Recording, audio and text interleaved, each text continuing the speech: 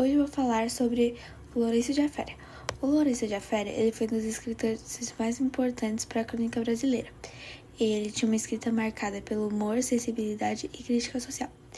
Ele nasceu em São Paulo em agosto de 1933 e ele dedicou sua vida ao jornalismo e à literatura, sendo um dos cronistas mais populares do país durante as décadas de 1960, 70 e 80. A sua escrita ela tinha um estilo leve, descontraído e acessível, tendo um público-alvo amplo. E muitas vezes ele transformava umas cenas do cotidiano em reflexões profundas sobre a vida e a sociedade.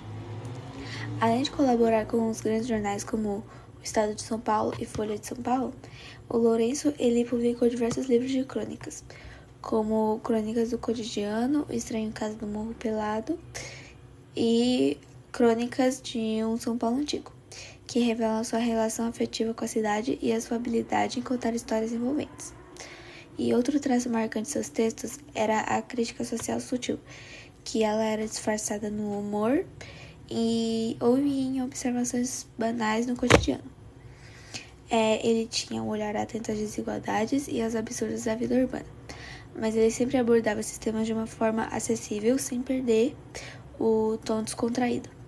O Lourenço de Aféria, ele morreu em 16 de setembro de 2008, mas o seu legado ele continua vivo na literatura brasileira. Agora eu vou fazer uma breve análise da crônica. A crônica Herói Morto Nosso foi escrita por Lourenço de Aféria em 1987, e ela comenta sobre o heroísmo do sargento Silvio Hollenbeck, que pulou em um poço cheio de ariranhas em um zoológico para salvar um menino. E a partir desse ato de coragem, ele se reflete como a sociedade ela trata seus heróis e de quem realmente eles são. E com uma leve ironia, ele constrói uma narrativa que provoca questionamentos sobre os valores do país. E o uso desse recurso ele deixa a crônica mais impactante, fazendo o leitor pensar sobre esse assunto. E o texto ele critica como as pessoas exaltam o heroísmo em pessoas que fazem discursos bonitos, só que elas acabam se esquecendo daquelas que realmente fazem o bem para os outros. E outro ponto marcante da crônica é a crítica ao Duque de Caxias, que ele é uma das figuras mais homenageadas pelo exército brasileiro. E o de Aféria, ele questiona por que Caxias, ele é um militar ligado à repreensão, por que ele recebe tantas homenagens, elogios, enquanto as pessoas que elas realmente arriscam suas vidas pelos outros, como o sargento Hollenbeck, elas acabam esquecidas. E a partir dessa comparação, ela reforça o contraste entre a idealização de certos heróis oficiais e o descaso com aqueles que de fato fazem algo significativo. E no fim, a crônica ela continua muito atual e faz a gente refletir sobre como nós tratamos e quem realmente faz a diferença e o que significa ser um herói de verdade. Bom, Herói Morto Nós fala sobre a morte de um herói na guerra, mas ele não diz certamente sobre a morte desse herói e o que causou ela, mas sim como a nossa sociedade lida com isso. Parece que nós não ligamos com mais uma morte, mesmo ela sendo muito importante, e parece que, mesmo sendo chamado de herói, nossa sociedade não dá muita importância para isso. O autor faz uma grande crítica social sobre como nós vivemos nessa sociedade. Nós falamos muito sobre guerras, violência, mas não é que nós realmente falamos, mas isso está no nosso convívio. Então, para nós, mais uma morte não muda muita coisa, mas a morte de um herói como desse devia ser marcada, até porque não é sempre que acontece essas coisas. Bom, quando falamos de heróis, normalmente pensamos em heróis tipo Homem-Aranha, Batman, até porque eles são os heróis mais famosos. Mas às vezes, uma pessoa que está na sua frente pode ter sido um herói, assim como ele. Outro ponto é a indiferença dessas pessoas na nossa sociedade com essa morte. Até porque, quando alguém morre, parece que nós não ligamos. Passa uma notícia na TV e no dia seguinte nós fingimos que não aconteceu. Até que não fingimos, nós não lembramos mesmo. Um herói como esse da guerra devia ser lembrado. Às vezes, a nossa sociedade deveria parar para pensar e ver como nós não refletimos sobre essas situações. E às vezes nós deveríamos refletir mais para ver, para mostrar e dar mais significado a elas. A linguagem utilizada no texto é simples, direta e de fácil compreensão, o que permite que qualquer leitor consiga acompanhar a narrativa sem dificuldade. Essa simplicidade, no entanto, não significa falta de profundidade. Pelo contrário, ela é usada de forma estratégica, junto com um toque de ironia e humor, para transmitir críticas e reflexões de maneira mais leve e envolvente. O uso de frases curtas e diálogos contribui para um ritmo mais acelerado e dinâmico, que prende a atenção e dá a sensação de que estamos acompanhando uma conversa real.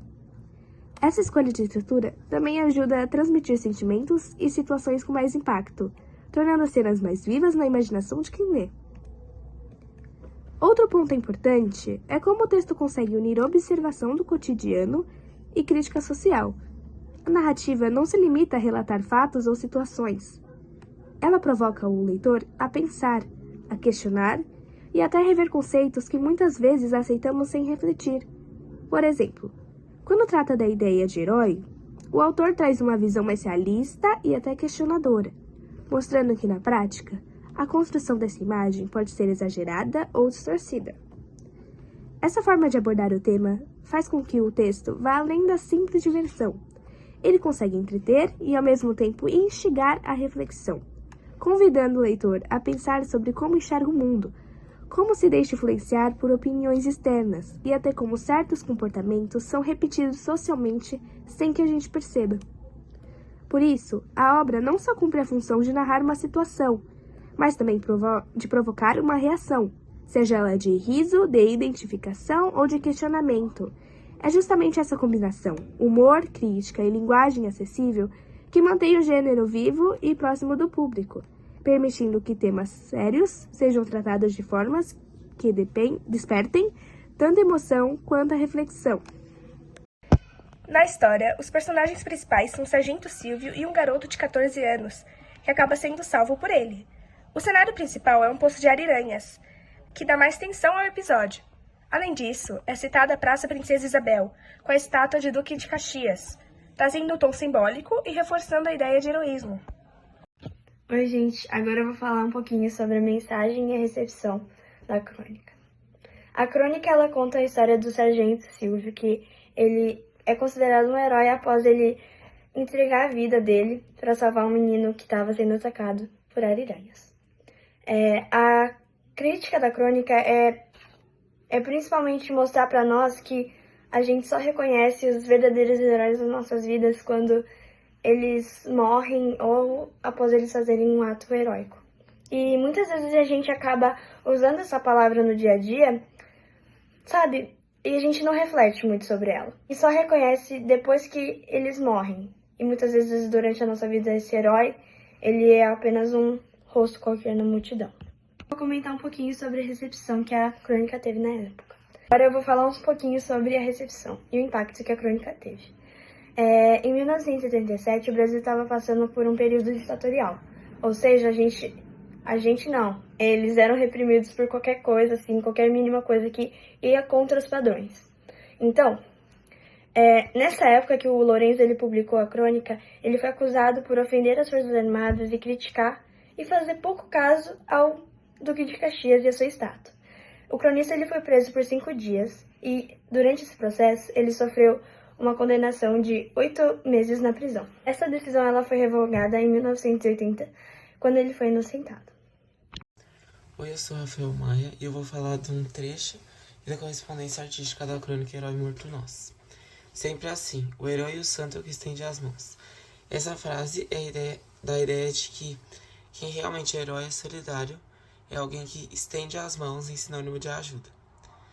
O herói e o santo seriam como se entregar pelos outros, pela vida dos outros, se sacrificar para que o outro continue vivo. E o trecho critica que muitas pessoas que passariam ali por perto da cena, passariam com dó, assustadas, apavoradas, mas deixariam ele lá, porque sabem que outra pessoa ia fazer o trabalho de salvar o garoto. Ou seja, o trecho reflete a indiferença coletiva das pessoas de acharem que os heróis são só aqueles que trabalham com isso, tipo os médicos, bombeiros, em vez de tomar responsabilidade para si e saber que às vezes você vai precisar ser um herói.